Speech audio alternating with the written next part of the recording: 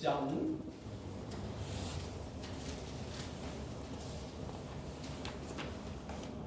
18절로 24절입니다.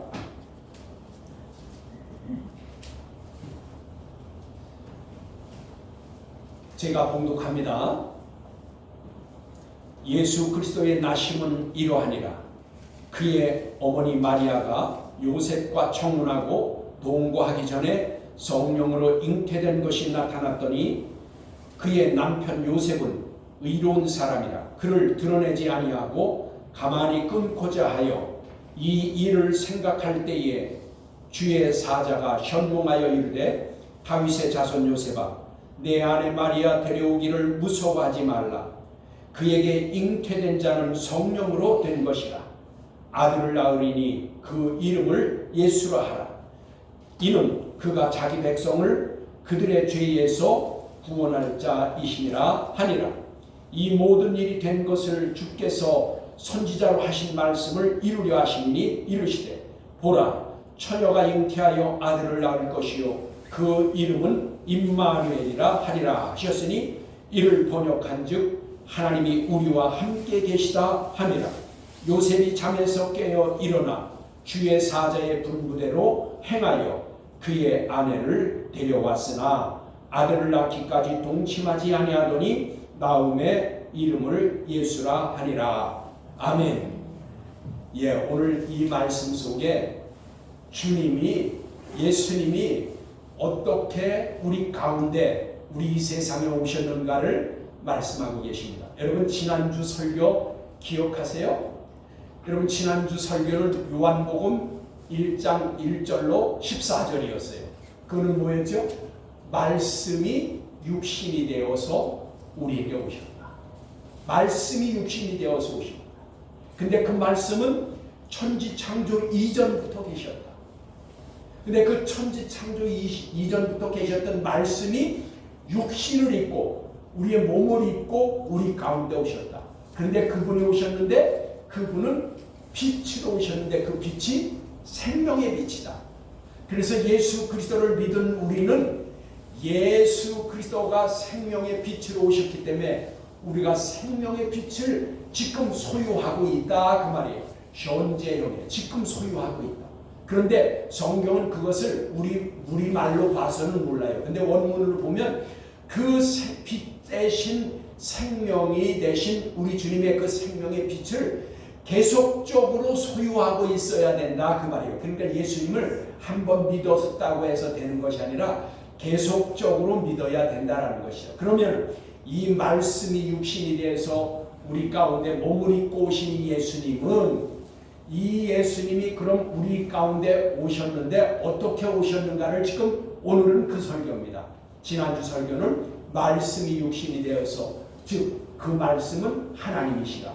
하나님이 육신을 입고 이 세상에 오셨는데 그 오신 예수님 그분이 어떻게 그럼 오시게 됐는가? 그러니까 지난주 설교와 연결이 되는 겁니다. 이게 끊어진 설교가 아니에요. 그러면 오늘 본문에 뭐라고 그랬어요? 오늘 그래서 주제는 예수 탄생의 비밀. 그래서 이 비밀을 미스테리온이에요. 그래서 성경의 미스테리 영어의 미스테리 하면 그게 뭐예요? 비밀스러운 걸 말하는 거잖아요. 미스테리. 근데 여기 원어가 미스테리온, 즉 비밀스러운 것이다. 예수님이 육신을 입고 이 땅에 오셨는데 그 탄생의 오늘 비밀을 말씀드리는 겁니다. 오늘 6절에서 18절에 예수 그리스도의 나심은 이러하니라. 그러니까 이거 예수님의 나심을 지금 설명하는 거예요. 이러하니라. 그의 어머니 마리아가 요셉과 청혼하고 동거하기 전에 성령으로 잉태된 것이 나타났더니 그래서 여기 우리말 성경에 나타났더니 그래서 그냥 거의 나타난 거다 이렇게 생각하는데 여기 원문에는 이게 뭐냐면 슈리스코예요. 이 슈리스코는 찾아내다 발견하다 그런 뜻이에요. 그러니까 이게 이 나타냈다라는 그 번역도 잘못된 건 아니지만 더 좋은 번역은 그것이 발견되었다 그 말이에요. 그러니까 이게 무슨 말이에요? 정혼한 마리아에게서 정혼을 한 마리아가 임신된 것이 발견됐다 그 말이에요. 그러니까 이게 무슨 뜻이에요? 정혼했다. 우리말은 약혼하고는 좀 달라요. 우리나라는 약혼은 결혼하기 전에, 요즘은 뭐 약혼하는 게 드물지요. 약혼했다는 소리는 별로 못 들었어요. 저도 약혼을 했는데, 약혼을 했다가 2년 반 있다가 결혼을 했는데, 여러분 우리나라의 약혼은 결혼을 하기 위한 전수순으로 약속하는 거 아니에요? 그래서 그 약혼을 했다가 깨져도 그렇게 그 큰 흠은 없어요. 결혼했다가 이혼하는 거는 그 흠이 되겠죠. 그거는요. 그리고 충격도 되겠죠, 인생에. 그런데 여기 오늘 말하는 여기 정혼하고 그런데 이 정혼은요, 이 성경에 나와 있는 정혼은요, 결혼한 거랑 똑같습니다. 다만 함께 살지만 않는 거예요. 여러분 이해가 가요? 우리 약혼은 결혼하기 전에 약속한 것이지만 성경에서 말하는 정혼은 결혼하고 똑같은 효과가 있어요. 다만 살지만 않는 거예요. 한 가정만 이룬 것이 아니라고 말이에요. 정혼을 하고 따로 살아서 결혼하기 전까지는 따로 살지만 효력은 결혼한 거나 똑같은 거예요. 그래서 여러분 우리 성경에서 보면은 신명기 22장 23절로 24절에 보면 정혼을 하고 그 여자가 부정한 짓을 하거나 남자가 부정한 짓을 하면 돌로 쳐 죽여요. 그게 법이에요. 왜냐하면 결혼한 것과 똑같기 때문에 그렇기 때문에. 그래서 오늘 말씀도 여기 그러면 정혼을 했으면 결혼한 거고 똑같은 거예요. 살지만 하는 거예요. 그런데 동거하기 전에, 그래서 같이 살기 전에 결혼을 다시 번역을 해서 하면 결혼을 하고 같이 살기 전에 성령으로 잉태된 것이 발견되었더니, 그러니까 마리아에게 잉태된 것이 발견이 됐어요. 그러니까 이거는 율법에 의하면 돌로 쳐 죽여야 돼요. 왜냐하면 같이 살기 전에 임신을 했으니 이거는 돌로 쳐 죽여야 되는 것이 법이에요. 이 율법이에요. 그랬더니, 그래서 여기 더 어려운 말이 없죠. 그랬는데 19절에 보니까 그의 남편 요셉이, 그래서 여기 남편이라고 그런 거예요. 우리가 약혼한 사람에게 그 남편, 아내 그렇게 하진 않잖아요. 결혼식을 안 했기 때문에. 그래서 다른 거예요. 근데 여기 정혼을 했더니 이 정혼을, 그래서 우리말 성경에 정혼했다는 것은 결혼을 정했다 그런 뜻인데, 여기 보니까 이것은 결혼과 똑같아서 그의 남편, 그게 남편이라고 그러는 거예요. 남편 요셉은 의로운 사람이라. 여기 디카이오스가 했어요. 의로운 사람이야. 이것은 그 사람이 도덕적이고 윤리적이다라는 것보다는 하나님의 말씀으로 의로운 사람이라 그 말이에요. 그러니까 하나님의 말씀을 따라 사는 의로운 사람이라 그 말이에요. 물론 우리 사람들은 도덕적으로 윤리적으로도 흠이 없어야 됩니다. 그게 올바른 삶입니다. 여러분 삶을 아무렇게나 살아서, 요즘은요 교회 다닌다고 하면서도 아무렇게 도덕적으로 윤리적으로 아무렇게 사는 사람들이 있어요. 많아요. 그것은 성경 말씀과 어긋나는 겁니다. 하나님은 그런 사람들을 좋아하지 않습니다. 그런 사람들을 회개하지 않으면 하나님 나라를 유업으로 받지 못합니다.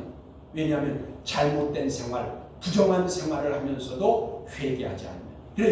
그래서 여기 보니까 이 사람은 의로운 사람이라 그를 드러내지 아니하고 가만히 끊고 자요. 즉 정혼한, 즉 아내 될 사람이, 아내인 사람이 지금 나랑 같이 만나서 살지를 않았는데, 결혼을 한 거나 똑같은데 정혼을 해서 아내와 남편의 그런 법적 효력이 있는데, 아니 나랑 살지도 않았는데 임신을 한 것이 여기 휴닉스코, 우리말은 나타났다 그랬는데 이거 발견되었다 그 말이에요. 그러니까 지금 이 요셉은 충격을 받았어요. 의로운 사람인데, 하나님의 앞에서 하나님의 말씀을 따라 사는 의로운 사람인데, 그러니까 이것을 충격을 받아서, 그런데 원래 율법대로 하면 돌로 쳐야 돼요. 돌로 쳐 죽여야 되는 것이 법이에요. 그런데 그것을 드러내지 않고, 여기 보니까 그것을 남한테 얘기하지 않고, 드러내지 않았다는 것은 남한테 얘기하지 아니하고 여기 가만히 끊고 자요. 근데 이 가만히 그랬는데 이것은 라드라 그래서 이 라드라는 것은 뭐예요? 몰래 비밀스럽게 그 말이에요. 그러니까 이 요셉은 이것을 드러내서 남한테 얘기하지 않고 자기 혼자 몰래 그리고 비밀스럽게 여기 끊고자 하여 그랬는데 아플리오 그랬어요. 이 아플리오라는 뜻은 뭐냐면 자유롭게 놓아준다 그런 뜻이에요. 그러니까 여기서 끊고자 하여. 그래서 번역이요 참 그렇죠.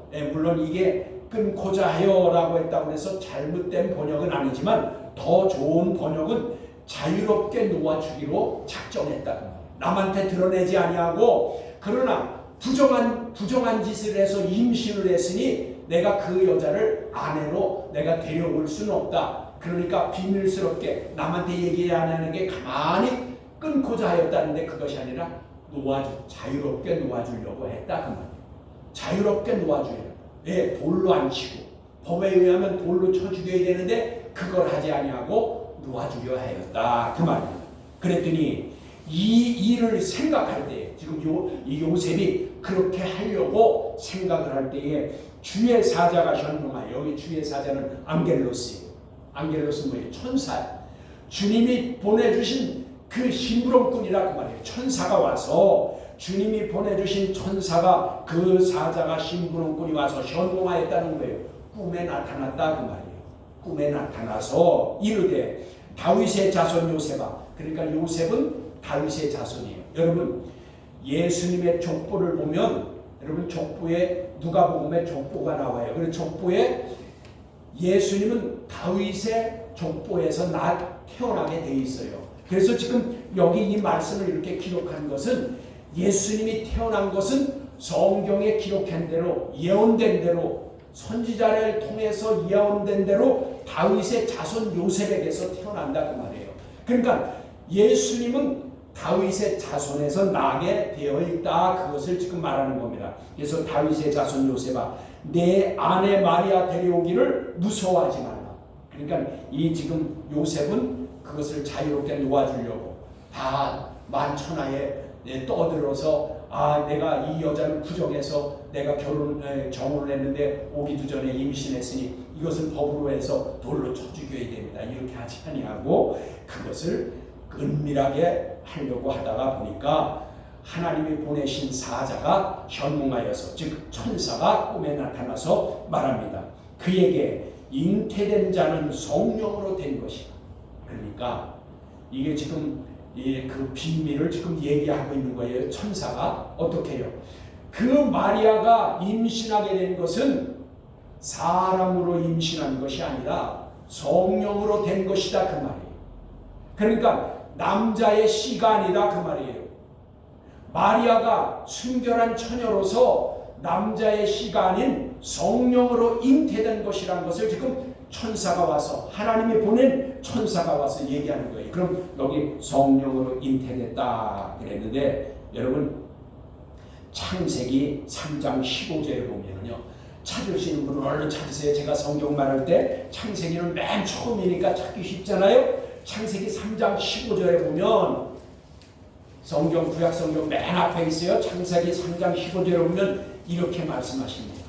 내가 너로 여자와 원수가 되게 하고 내 후손도 여자의 후손과 원수가 되게 하리니 여자의 후손은 내 머리를 상하게 할 것이요 너는 그의 발꿈치를 상하게 할 것이라. 아멘. 여러분 여기 지금 제가 왜 창세기 3장 15절을 읽은 줄 아세요?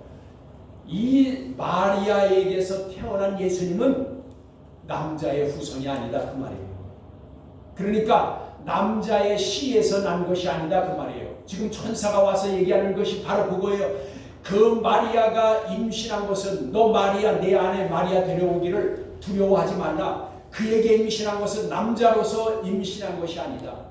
성령으로 된 것이다. 근데 성령으로 된 것이라는 것을 왜 그렇게 했냐? 여기 창세기 3장 15절 구약 성경 이미 예수님이 태어나기 전에 몇천 년 전에 이미 예언을 했다 그 말이에요. 뭐라고요? 여자의 후손에게서 태어난다. 그러니까 마리아의 후손이 여자에게서 태어난다 그 말이에요. 여러분 남자의 씨가 아닌 성령으로 잉태되었으니 이거는 여자의 후손이라 그 말이에요.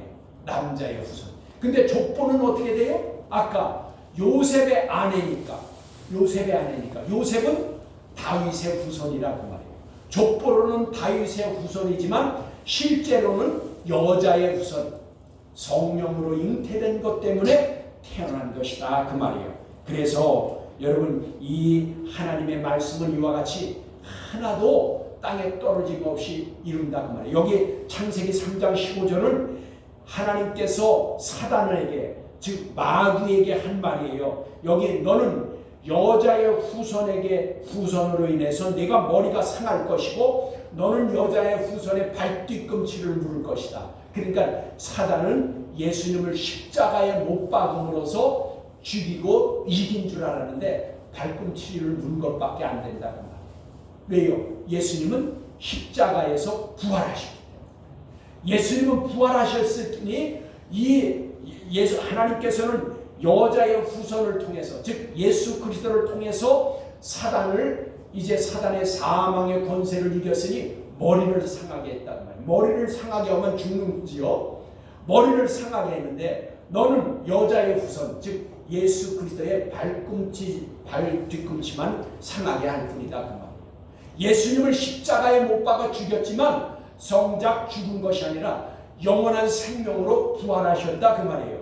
그러니까 예수님이 우리의 죄를 해결해 주시고 부활하신 예수님은 승리했다. 그래서 여러분 빌립보서 2장 8절로 11절이 가장 예수님의 부활하신 예수님을 이름을 높여드린 겁니다. 그래서 영광을 받으시는 것입니다.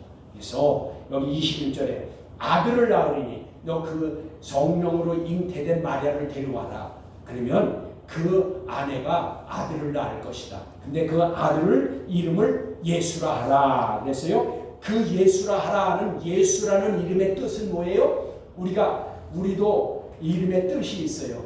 저는 승자는 이길 승자, 돈자는 저 돼지 돈자가 아닙니다. 저 돈은 뭐냐? 도타울 돈, 도다 날 돈자라는 그런 의미예요. 여러분도 다 이름의 뜻이 있잖아요. 특히나 유대인들의 이름에는 확실한 뜻이 있어요. 여기 예수, 이건 무슨 이름인데 그 이름의 뜻은 뭐예요? 자기 백성을 저희 죄 가운데서 구원할 자라 그 말이에요. 그러니까 예수님은 자기 백성, 즉 예수님을 믿는 자들, 그러니까 유대인뿐만 아니라 예수를 믿는 자들은 다 그 백성이에요. 예수님의. 그래서 그 예수를 믿는 자들의 모든 죄를 그들의 죄 가운데서 구원할 자다. 그래서 예수 믿으면 우리의 죄가 다 용서받는 거예요. 그래서 용서받아서 자유함을 얻는 거예요. 깨끗함을 얻는 거예요. 그래서 그걸 말씀하시면서 이제 22절에 이 모든 일이 된 것은 즉 마리아가 성령으로 잉태되어서 임신하게 된 것은 그리고 그 아들을 낳을 것인데 이름을 예수라 이렇게 하게 된 것은 주께서 선지자로 하신 말씀을 이루려 하십니다. 아까 말씀했죠.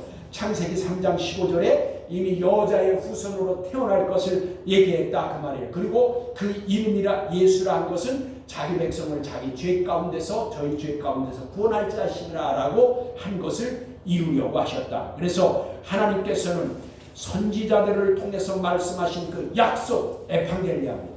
약속, 하나님은 약속한 것을 꼭 이루어 주시는 분이에요. 그래서 하나님의 약속 에판겔리아를 이루시는 겁니다. 그러니까 여러분 예수 그리스도께서 이 땅에 오신 것은 하나님의 약속 에판겔리아를 이루시게 온 거예요. 그 약속은 언제 이루었다고요? 창세기 1장 1절, 요한복음 1장 1절, 그 다음에 요한일서 1장 1절에 보니까 태초 전에 창세 전에 영원 전부터 약속하셨다는 말이에요. 예수 그리스도를 이 땅에 보내셔서 우리를 구원해 주실 것을 약속하셨다. 에판겔리아. 그리고 이제 내일 전할 그 주일 설교에는 언약을 이루시는 하나님에 대해서 말씀드릴 거예요. 오늘은 에판겔리아입니다. 약속을 이루시는 하나님. 내일은 언약을 이루시는 하나님. 그러면 약속과 언약이 무언가 다른 것은 내일 주일 설교에서 더 자세히 말씀드리겠습니다. 그래서 여기 23절에 보라 처녀가 잉태하여 아들을 낳을 것이요 그의 이름은 임마누엘이라. 그러니까 예수의 이름과 함께 그 아들을 낳았는데 그 아들을 임마누엘이라 하리라 그랬는데 이를 번역한즉 하나님이 우리와 함께 계시다. 여러분 하나님이 우리와 함께 계시다라는 것을 왜 그러냐? 지난주 설교하고 연결됐다고 했죠. 말씀이 육신이 되어서 우리 가운데 오셨단 말이에요. 내가 예수님을 믿고 마음에 믿고 고백하면 예수님이 내 마음속에 오셔서 나의 주님이 되어주시고 내 인생길을 인도해 주시고 나의 죄의 문제를 해결해 주시는데 이것을 임마누엘이라 한다 그 말이에요. 하나님이 나와 함께 하신다. 그래서 예수 믿는 사람들은 하나님이 함께 해주시는 것입니다. 그래서 여러분 믿음이 굳건하면 그 믿음이 흔들리지 않으면 하나님이 나와 함께 하신다는 믿음, 예수님이 나와 함께 하신다는 믿음이 확실하면 두려움이 없다 그 말이에요. 그래서 여러분 예수 믿는 사람들이 너 예수 믿을래 안 믿을래 하면서 너 예수 안 믿으면 예수 믿으면 죽이겠다고 해도 6.25 때 그런 일이 많았잖아요. 절투산이 그래서 많은 사람들이 죽었고 예수 믿는 사람들이 6.25 때 얼마나 많이 죽었어요. 공산당이 들어와서 너 예수 믿으면 죽인다고 해도 나 예수 믿는다고 해서 많이 죽었어요. 그건 왜 그래요? 믿음이 있으면요 두려움이 없어져요. 그래서 우리가 만약에 예수 믿으면서 두려움이 생기면은 불신앙적인 거예요. 믿음이 연약하지만 두려움이 생겨요. 네, 그렇게 되는 거예요. 그래서 여기 그 임마누엘 함께 하시는 하나님, 우리와 하나님이 함께 하신다고 그러면 강하고 담대한 마음이 생겨요. 믿음이 생겨요. 그래서 예수 믿는 사람이 죽음도 두려워하지 않고 예수를 그렇게 믿는 거예요. 그런데 오늘날은 우리가 믿음이 연약하지만 그것이 그렇게 담대하지는 못해서 그냥 조그만 일에도 두려워하고 그리고 불안해하고 그리고 세상 것을 믿고 그 세상 것을 따라가게 돼 있다 그 말이에요. 이거는 믿음 없는 자의 일이라 그 말입니다. 그래서 여러분 이사야서 7장 14절에 이렇게 말씀하십니다. 그 임마누엘에 대한 것도 이미 약속하셨다고 말해요. 이사야서 7장 14절에 약속하시기를 언약 즉 약속을 이제 말씀을 통해서 선지자를 통해서 말씀해 주셨다 그 말이에요. 그러므로 주께서 친히 징조를 너희에게 주실 것이다. 보라 처녀가 잉태하여 아들을 낳을 것이요 그의 이름을 임마누엘하리라. 벌써 이사야서 구약성경 이사야서 7장 14절에 선지자를 통해서 이와 같이 약속해 주셨다는 거예요. 에반겔리가 약속을 해 주셨는데 이 이사야는 언제 사람이에요? 예수님이 태어나기 전에 750년 전 사람이에요. 그러니까 예수님이 태어나기 전에 750년 전에 이미 여기 보라 내가 너희에게 징조를 말할 것이다. 그러면서 선지자가 얘기하기를 보라 처녀가 잉태하여 아들을 낳을 것이요 그 이름을 임마누엘이라 하리라. 벌써 그때 얘기한 거예요. 오늘 이루어지는 거예요. 지금 예수님이 그 약속 때문에 지금 이루어지는 것을 우리에게 증거하고 있는 겁니다. 그래서 24절에 요셉이 잠에서 깨어 일어나 주의 사자의 분부대로 행하여 그의 아내를 데려왔으나 즉 다시 말하면 꿈에 나타나서 그 천사가 얘기한 그 말대로 일어나자마자 지금 그대로 여기 보니까 지체 없이 원문의 뜻은 그 말이에요. 여기 뭐라고 그랬어요? 24절에 잠에서 깨어 일어나 그랬는데 원문의 뜻은 깨자마자 지체 없이 그러니까 아침에 일어나자마자 지체 없이 가서 마리아를 데려왔다 그 말. 데려와서 여기 데려왔더니 그 뭐라고 그랬어요? 분부대로 천사의 분부대로 그 아내를 데려왔으나 25절 아들을 낳기까지 동침하지 아니하더니 그러니까 천사가 와서 그 마리아가 임신한 것을 얘기했는데 그것은 성령으로 잉태됐다. 창세기 3장 15절에 말한 것 같이 여자의 후손으로 올 것을 얘기했기 때문에 그것이 이루어진 거다. 남자의 씨가 아니라 성령으로 잉태돼서 여자의 후손이다 그 말이에요. 그래서 그러니까 아내를 데려와서도 데려와서 함께 살면서도 이 예수를 낳기까지 여기 보니까 동침하지 않았다. 함께 자지 않았다 그 말이에요. 그래서 여기 나음에 그랬어요. 여기 나왔다 그랬는데 프로토토코스 그랬어요. 프로토토코스라는 뭐냐? 초태생, 첫째 것이라 그 말이에요. 그러니까 여러분 카톨릭에서는 천주교에서는 뭐라 그러면 마리아는 예수님밖에 안 낳았다고 그래요. 예수님밖에 안 낳았다고 그래요. 그런데 그게 아니죠. 예수님밖에 안 낳는 게 아니에요. 여기 보면 나음에 그런데 이게 뭐예요? 프로토토코스라는 것은 초태생, 첫 것을 낳았다 그 말이에요. 첫 번째 낳았다 그 말이에요. 그러면 첫 번째 낳았다는 건 뭐예요? 예수님의 동생이 있었어요. 누가 있어요? 시몬도 있었고 야고보도 있었고 유다도 있었고 또 하나 누구예요? 4명이나 있었어요. 그걸 지난주 설교에 말씀했죠. 그러니까 천주교에서는 마리아를 높이기 위해서 마리아를 숭상하는 대상으로 삼고 있어요. 마리아는 그냥 예수님을 낳기 위해서 하나님의 약속대로 그 몸을 빌어서 여자의 후손으로 태어났을 뿐이지 숭상의 대상, 섬길 대상이 아니다 그 말이에요. 그런데 그거를 섬길 대상으로 숭상하기 위해서 마리아는 예수님 한 번밖에 안 낳았다고 그러는데 아니죠. 지난주에도 이미 약속하신 말씀대로 다 그것이 시몬과 유다와 야고보와 또 그 동생들을 낳았다 그 말이에요. 그래서 낳고 이름을 예수라 하라. 예수는 이 자기 백성을 저희 죄 가운데서 구원할 자다. 그래서 이것이 은혜의 언약이 이루어지는 것인데 내일 은혜의 언약에 대해서 더 자세히 말하겠습니다. 즉 다시 말하면 하나님이 약속한 대로 예수 그리스도를 이 땅에 보내주셔서 그 여자의 후손, 남자의 씨가 아닌 성령으로 잉태되게 하셔서 이 세상에 오신 것은 만약에 남자의 씨로 잉태되면 그 씨는 죄가 있어서 안 돼요. 왜요? 시편 51편 5절에 보면 어머니의 태로부터 날 때부터 우리는 죄를 가지고 태어나요. 원죄를 가지고 태어난다 그 말이에요. 그거는 남자의 씨로 태어나는 사람들은 다 원죄를 가지고 태어난다 그 말이에요. 그런데 예수님이 만약에 죄를 가지고 태어나면 죄를 어떻게 남의 죄를 깨끗해 하겠냐 그 말이에요. 자기 자신이 죄인인데.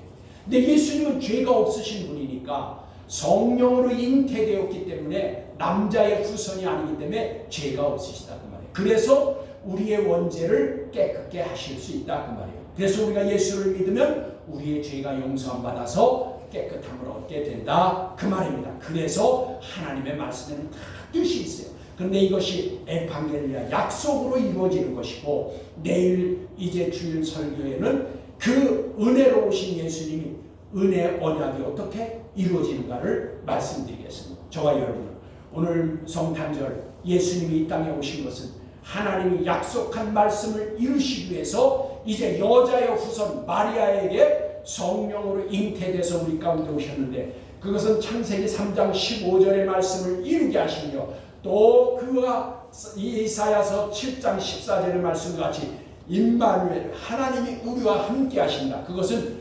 말씀이 육신이 되어서 우리 가운데 오신 하나님이 우리와 함께 계신다. 우리와 함께 계시면 우리는 두려워할 것이 없다.